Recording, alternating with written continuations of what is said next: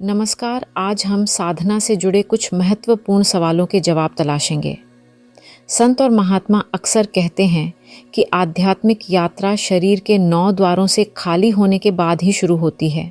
लेकिन क्या ध्यान की अवस्था में शरीर का सुन्न हो जाना ही 9 द्वारों के खाली होने का संकेत है? यह एक आम सवाल है जो नए साधकों के मन में उठता है। वास्तव में जब एक साधक गुरु के उपदेशों को केवल पढ़ने तक सीमित नहीं रखता, बल्कि स्वयं ध्यान के अभ्यास में जुट जाता है, तो वह ध्यान की विभिन्न अवस्थाओं का अनुभव करता है। ये अवस्थाएं कभी कभी भ्रामक हो सकती हैं और साधक इनमें उलझ सकता है। यह एक महत्वपूर्ण विषय है क्योंकि कई साधक वर्षों तक इस शारीरिक चेतना से आगे नहीं बढ़ पाते और उनका समय एवं ऊर्जा व्यर्थ होती है।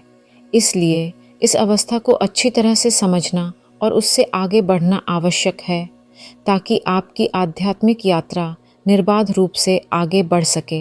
नए साधकों के लिए यह समझना ज़रूरी है कि शरीर के 9 द्वार क्या हैं, क्योंकि अक्सर इन्हें 7 चक्रों के साथ भ्रमित किया जाता है।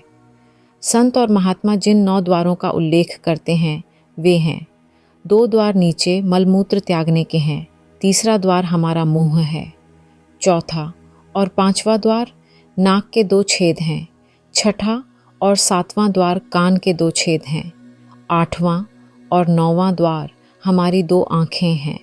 यही हमारे शरीर के 9 द्वार हैं जिन्हें संत महात्माओं ने सिमरन और भजन के माध्यम से चेतना को समेटकर 10वें द्वार आज्ञा चक्र पर केंद्रित करने की शिक्षा दी है।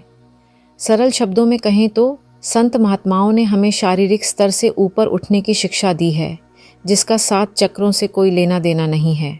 इसलिए इन दोनों के बीच भ्रमित नहीं होना चाहिए। यह तो 9 द्वारों की शाब्दिक व्याख्या है, लेकिन जब कोई साधक ध्यान करता है तो उसकी एकाग्रता बढ़ने के साथ साथ कुछ साधकों को नाभि से नीचे या गर्दन से नीचे का शरीर सुन्न होने लगता है। जिनकी एकाग्रता और भी गहरी होती है, उनका पूरा शरीर ही सुन्न हो सकता है। यहाँ ध्यान देने वाली बात यह है कि जब साधक का पूरा शरीर सुन्न हो जाता है तो उसके मन में यह सवाल उठता है कि क्या वह 9 द्वारों से ऊपर उठ गया है? इसका उत्तर है नहीं। ध्यान के अभ्यास से साधक कई शारीरिक और मानसिक अवस्थाओं से गुजरता है और यह उनमें से एक है। इसे कुछ उदाहरणों से समझते हैं। शरीर के पूरी तरह सुन्न होने के बावजूद साधक को बीच बीच में बाहरी आवाज़ें सुनाई देती रहती हैं। जो साधक पूरी तरह से अंधेरे में या आंखें ढके बिना ध्यान नहीं करते, उन्हें आंखें बंद होने पर भी रोशनी का एहसास हो सकता है। एक और उदाहरण से समझते हैं। कुछ साधकों का पूरा शरीर सुन्न हो जाने पर भी उन्हें अचानक झटके लग सकते हैं या शरीर के किसी हिस्से में सनसनी, सिहरन या कंपन महसूस हो सकता है, जिससे उनका ध्यान भंग हो जाता है और सुन्न शरीर में फिर से संवेदनाएं लौट आती हैं। इसलिए शरीर का पूरी तरह सुन्न होना 9 द्वारों से चेतना के सिमटने या बंद होने का संकेत नहीं है, क्योंकि मन अभी भी सक्रिय रहता है। थोड़ी सी भी असावधानी बरतने पर मन फिर से बाहरी दुनिया के विचारों में उलझ सकता है। ध्यान में मंत्र जाप या सिमरन का लक्ष्य पहले शरीर से अलग होना और फिर धीरे धीरे मन से भी अलग होना है। जिन साधकों का पूरा शरीर सुन्न हो जाता है, यह उनके लिए एक अच्छी अवस्था है, क्योंकि इससे वे शारीरिक समस्याओं से मुक्त हो सकते हैं। इस अवस्था में पहुंचने का समय हर व्यक्ति के लिए अलग अलग हो सकता है। शुरुआत में शरीर को पूरी तरह सुन्न होने में 2 घंटे भी लग सकते हैं, लेकिन नियमित और निरंतर अभ्यास से यह समय घटकर 5 मिनट से भी कम हो सकता है, या यूं कहें कि शरीर का एहसास ही खत्म हो जाता है। ऐसा तब होता है जब ध्यान की गहराई बढ़ जाती है और साधक शारीरिक संवेदनाओं से परे चेतना के उच्च स्तर को छूने लगता है। कुछ साधक ध्यान के दौरान मन के अचानक भटकने का अनुभव करते हैं, खासकर जब शरीर पूरी तरह से सुन्न हो चुका होता है। ऐसे में जब मन दोबारा से बाहरी दुनिया की ओर भागने लगे तो साधक को विचलित नहीं होना चाहिए, बल्कि उन्हें दोबारा पूरी एकाग्रता और दृढ़ संकल्प के साथ मंत्र जाप शुरू करना चाहिए। ध्यान की इस गहन अवस्था में भी मंत्र जाप या अनहद नाद की आंतरिक ध्वनि पर ध्यान केंद्रित रखना महत्वपूर्ण है। यह ध्यान को स्थिर रखने और मन को एकाग्र करने में मदद करता है। भले ही ध्यान के दौरान शरीर का सुन्न होना एक अच्छी बात है, लेकिन साधक को इससे संतुष्ट नहीं होना चाहिए, क्योंकि यह अंतिम लक्ष्य नहीं है। ध्यान की गहराई में जाने के लिए निरंतर अभ्यास करते रहना चाहिए। कुछ साधक रोजाना एक निश्चित समय के लिए ध्यान करते हैं और शरीर के सुन्न होने पर ध्यान समाप्त कर देते हैं। उन्हें ध्यान के समय को धीरे धीरे बढ़ाने का प्रयास करना चाहिए, क्योंकि शरीर के सुन्न होने का मतलब यह नहीं है कि ध्यान की परम अवस्था प्राप्त हो गई है। जिन साधकों को ध्यान के दौरान शारीरिक समस्याएं नहीं होती, उन्हें ईश्वर का आभार व्यक्त करना चाहिए। कई साधक घंटों ध्यान करना चाहते हैं, लेकिन शारीरिक परेशानियां उन्हें ऐसा करने से रोकती हैं। अगर आपको ध्यान के दौरान अब शारीरिक परेशानी नहीं होती, तो यह ध्यान की अगली अवस्था में जाने का समय है। जब ध्यान की मुद्रा में बैठने पर पूरा शरीर सुन्न हो जाए और कहीं कोई दर्द न हो, तो इसे ध्यान आसन की सिद्धि समझें। इस अवस्था में पहुंचने पर साधक को इसका पूरा लाभ उठाना चाहिए।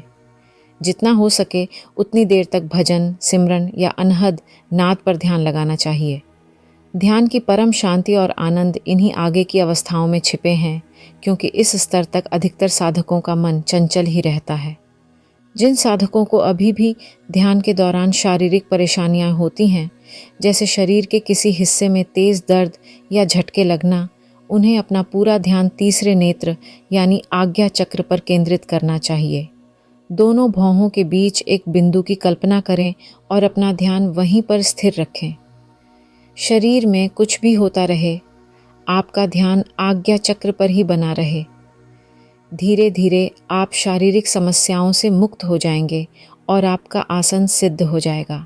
जिन साधकों को ध्यान के दौरान तेज दर्द होता है, उन्हें ध्यान से उठने के बजाय धैर्य बनाए रखते हुए सीधे लेटकर मंत्र जाप करना चाहिए। जब तक शरीर और मन से चेतना को पूरी तरह समेटने का अभ्यास नहीं होगा, तब तक शारीरिक और मानसिक परेशानियां बनी रहेंगी। यह अभ्यास ध्यान की गहराई में जाने के लिए आवश्यक है। ईश्वर के प्रेम और भक्ति में लीन साधकों को एक नियम का पालन करना चाहिए। उन्हें अपने दैनिक जीवन में से जितना हो सके उतना समय ध्यान और साधना में लगाना चाहिए। इसके साथ ही प्रत्येक साधक को रात को सोने से पहले कुछ देर शांत मन से मंत्र जाप करते हुए या अनहद नाद सुनते हुए सो जाना चाहिए। यह विधि ध्यान की यात्रा में शरीर और मन को नियंत्रित करने में बहुत मददगार साबित होती है और ध्यान की उच्चतर अवस्थाओं में जाने के लिए मार्ग प्रशस्त करती है। अंत में एक बार फिर दोहरा दूं कि ध्यान की मुद्रा में बैठकर जब आपका पूरा शरीर सुन्न हो जाए और आपको कहीं भी दर्द महसूस न हो, तो इसे ध्यान आसन की सिद्धि समझें।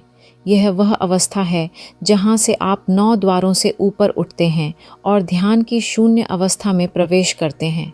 इस शून्य अवस्था के बारे में मैं अगले वीडियो में विस्तार से चर्चा करूंगी और आपके प्रश्नों के उत्तर देने का प्रयास करूंगी। तो दोस्तों, आशा करती हूँ कि आज की चर्चा से आपको ध्यान की इस महत्वपूर्ण अवस्था को समझने में मदद मिली होगी। याद रखें, ध्यान एक निरंतर अभ्यास है, एक यात्रा है। हर पड़ाव पर नए अनुभव और नई चुनौतियाँ मिलेंगी, लेकिन धैर्य और लगन से अभ्यास करते रहें। आपकी आध्यात्मिक यात्रा अवश्य ही सफल होगी। अगले वीडियो में हम ध्यान की शून्य अवस्था के बारे में विस्तार से चर्चा करेंगे। तब तक के लिए ध्यान के इस सुंदर सफ़र में आगे बढ़ते रहें। आप सभी का धन्यवाद।